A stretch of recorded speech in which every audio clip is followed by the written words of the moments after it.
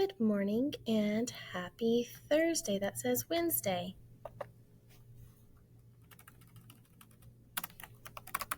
Thursday. Happy Thursday, guys. Our agenda for today is the same as it usually is. You have your daily warm-up, your language arts lesson, your reading lesson, and your social studies lesson. This is going to be the similar format most days.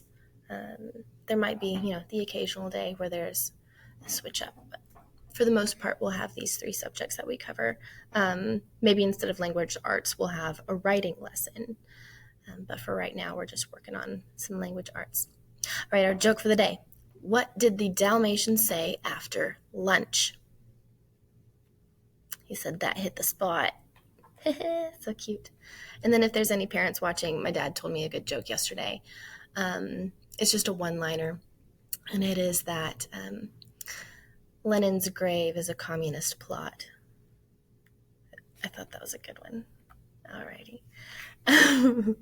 Our reading lesson for today. Our objective is I will use text and graphic features to infer the author's meaning.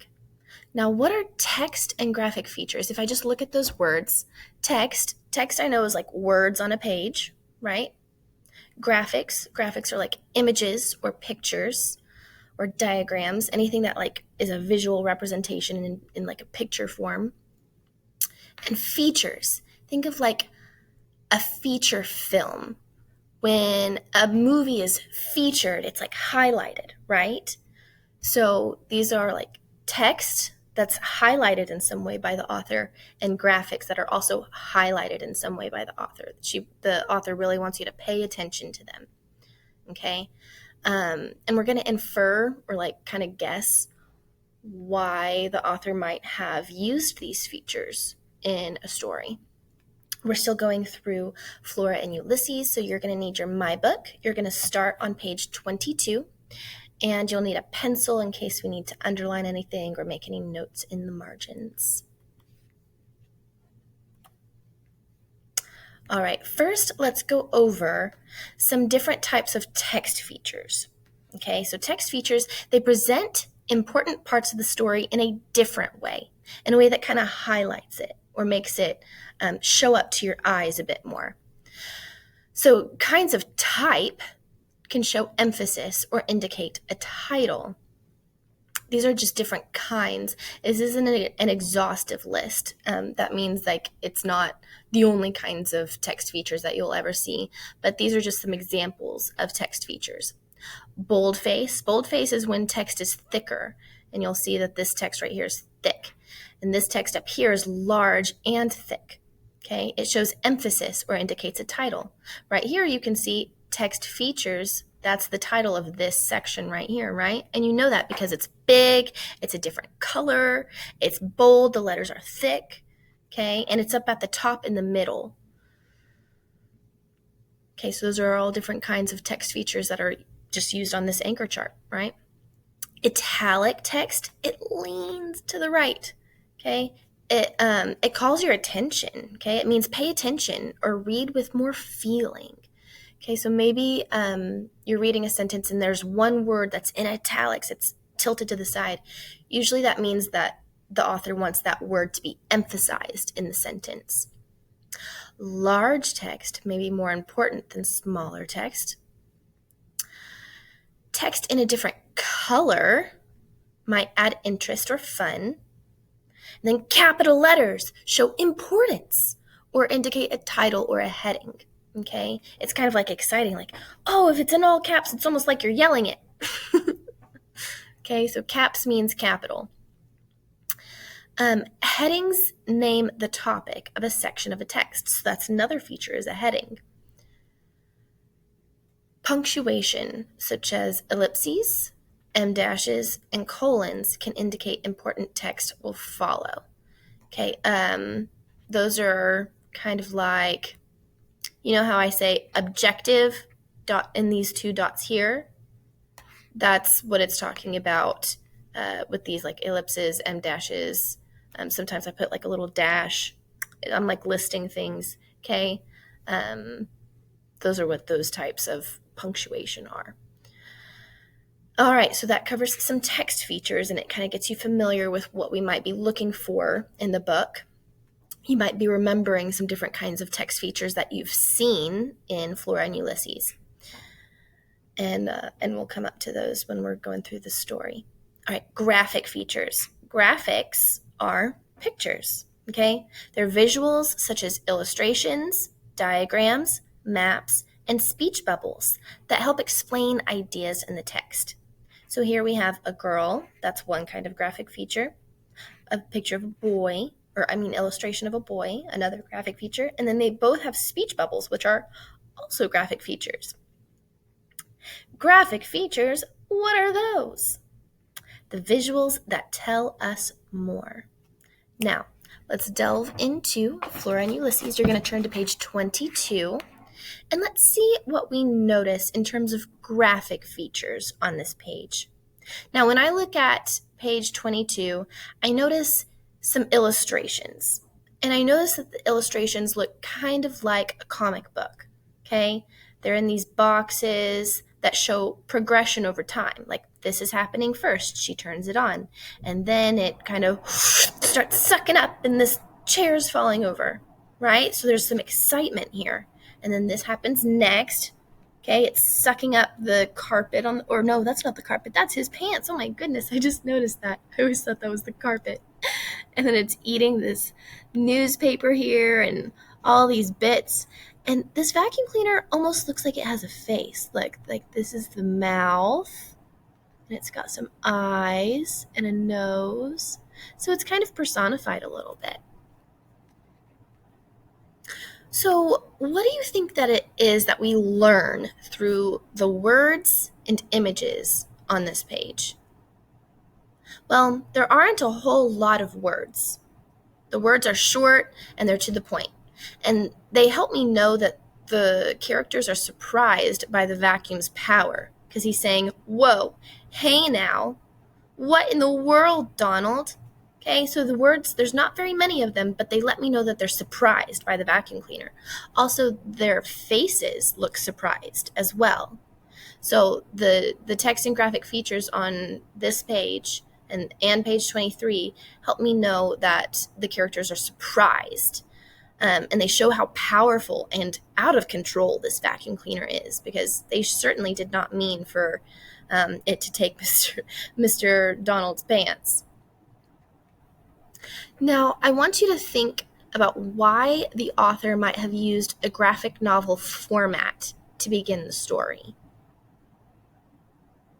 Why might they have used that format? Because that's certainly a choice that they made. What does a graphic novel usually do? What kinds of stories are they? Think about graphic novels that you've read in the past. Maybe you've read Captain Underpants or Diary of a Wimpy Kid.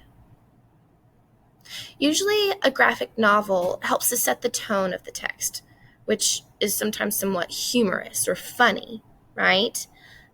Sometimes it's showing through illustrations what's happening in the story rather than text. So it gives the reader good illustrations to picture what's going on in the story. Because when you're reading text, a lot of times you have to imagine it in your mind. Whereas if you're reading a graphic novel, the illustrator does a lot more of that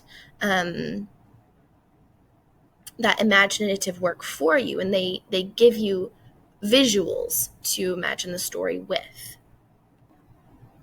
Some other text features that you might notice are these speech bubbles. They help us know who's talking on these pages. Okay? And then right here, what do you notice about these words that are white in front of the all black background? They're also in all caps, right? So the reader wants us to know that these words are different than the speech bubble words. These words are also in all caps, but these look different than the speech bubble. These words are not being said by either of these two characters in the story. Now, you're going to turn to page 30. Okay, so if you're not on page 30 yet, go ahead and pause the video until you get here, and then you'll continue. So what I want you to do is I want you to look at page 30, and you're going to take your pencil and you're going to underline words that you see a type of text feature in, okay? What kind words that appear different than the rest of the text. So go ahead and do that now. And if you need more time, you can pause the video.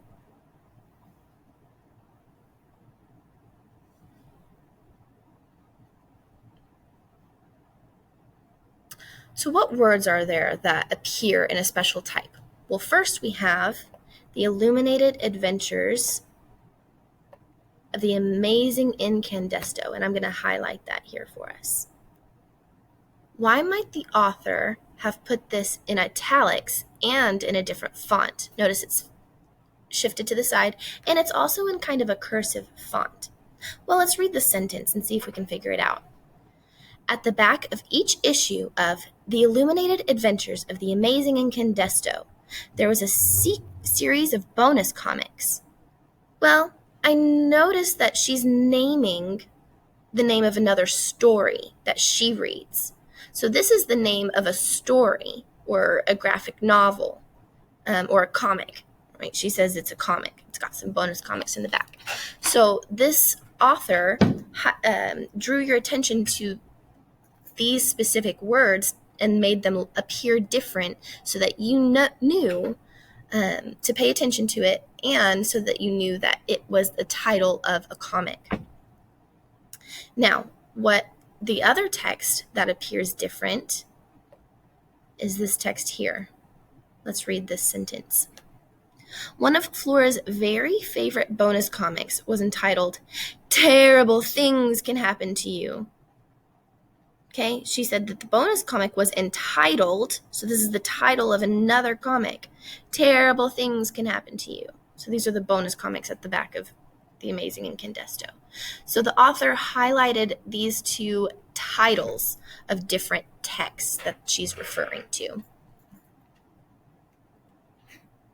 Okay, so those are all the pages that we're going to go over together, looking at different types of text and graphic features. Now, that's not all of the text and graphic features that are in Flora and Ulysses, but it's just a couple that I wanted to go over with you. Now, our objective was that we'll use text and graphic features to infer the author's meaning. And I think that we've done that together. We've thought about why the author might have used a specific font or a specific type or a specific image. And we inferred why they might have done that, why they might have chosen to use those things in their story that we read. So now what you're going to do is I have a Google form for you to fill out that goes over some of the same things that we talked about. So if you've been paying attention, I did answer some of those questions for you, and often that'll happen in the lesson. Watching the lesson helps you answer the questions. It's very helpful if you watch. But yes, so there's some questions about text and graphic features, and you're going to tell me what you think. And I refer to some specific pages to go to. So I would suggest if I say on page 40, I would suggest that you turn to page 40 in your My Book so that you can actually look at it.